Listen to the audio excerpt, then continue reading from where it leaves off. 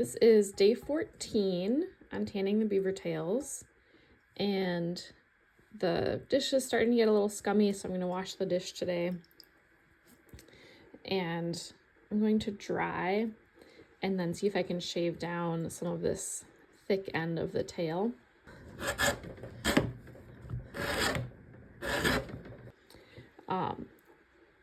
With this tea tanning, or with other vegetable tanning, I want the tannins to go all the way through the leather, and it takes a lot more time for them to absorb on the thick end here. And also, I want to be able to use these tails to make a wallet, and it's difficult to make a wallet with leather this thick, and also with leather that has this much of a difference between one end and the other end. So I'm going to dry these off and see if I can shave this down a little bit to where we get to untanned leather. These are just some old dish towels.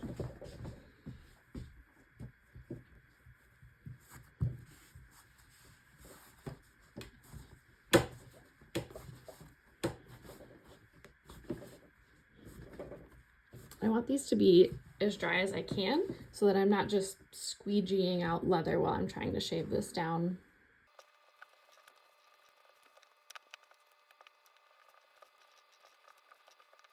It's definitely feeling very leather-like now, which is really cool.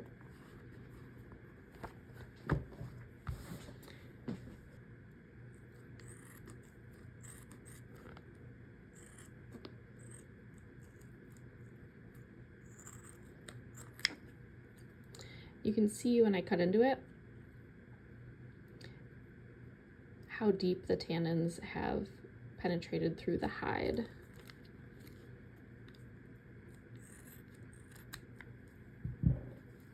And how much farther they have to go.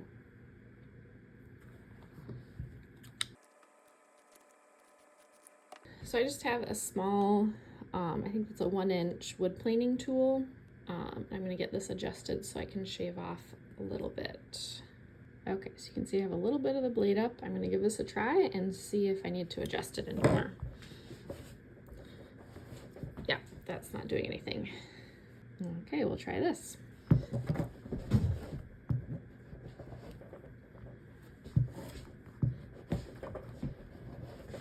It's kind of sort of thinking about it. Okay, adjusted more. Let's try this.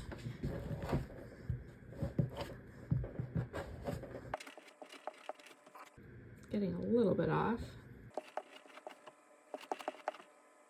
Okay, that's not doing a whole lot. One of my friends suggested this type of wood rasp, so I'm going to give this a try.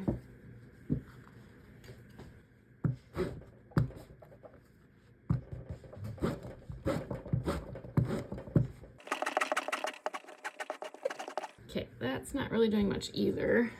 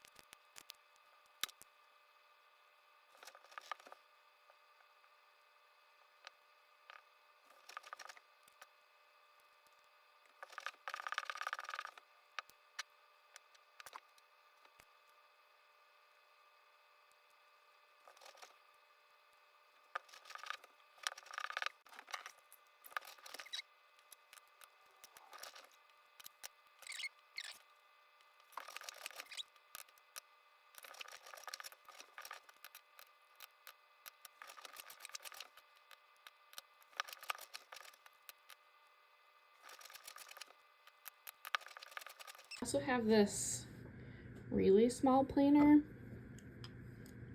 1/2 inch I think. I'm gonna try this one and see if it does any better. It has a larger opening there, so it should get clogged less. It's it's also not as comfortable to hold because of that part. Oh, that does work a lot better though.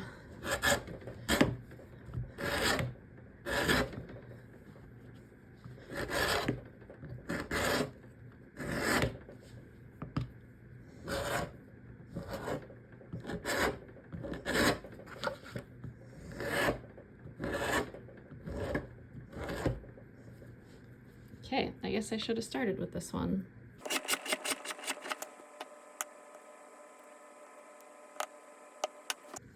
This one's harder to adjust because it doesn't have a secondary knob to adjust it. You just have to kind of eyeball it and try it. It's a little too deep.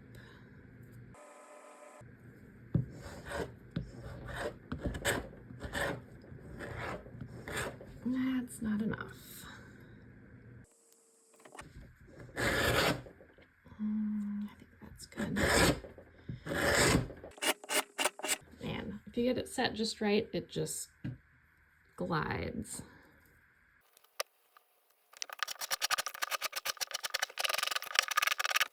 Okay, so I think this one's better for two reasons.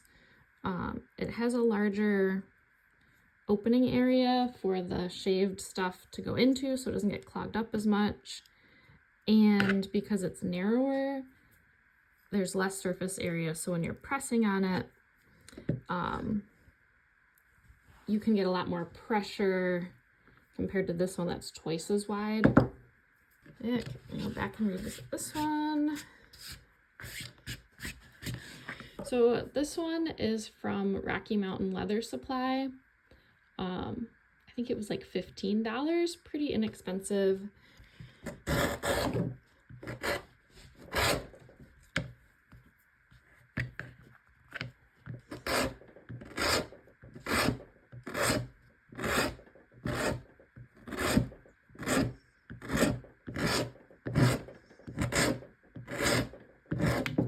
Okay, don't go too crazy with it.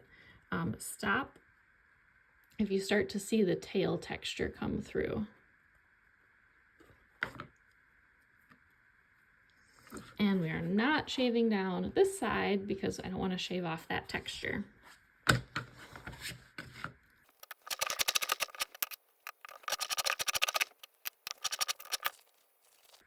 Okay, that's all I want to do for today. Don't go too crazy. I tend to go overboard because I am excited that it's working. But that's good for today. We exposed that area that didn't have any tannins. That'll help it finish tanning faster. And it gets started on thinning down that thick side so that it's easier to make a product to wall it out of. I'm going to trim off these little bitty pieces up here, and then we will get ready to put it in the next tea bath. It is pretty greasy feeling here where we got that tanned part off.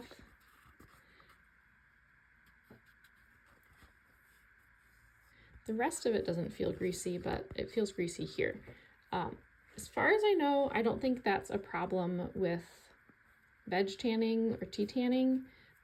For the hide to be greasy, it's not really, doesn't seem to repel the tannins at all.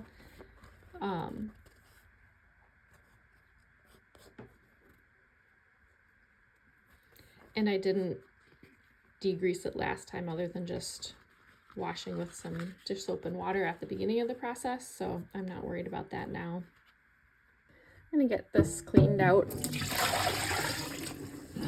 When I read about bark tanning, veg tanning, it says mold's pretty normal. You just kind of stir it back in there. If you're doing like a really big batch of bark tanning, it's not practical to empty out your vessel and wash it out. But since I'm just doing a little batch, I can empty it out and wash it out. So that's what I'm gonna do. Okay, these guys are going back in. And then the tea that I made yesterday, 2 quarts of water, and this was 30 tea bags. Okay. It's already starting to color it a little bit. I'm going to leave this until tomorrow and make the new batch of tea. I'm going to stick with 30 tea bags again. 30.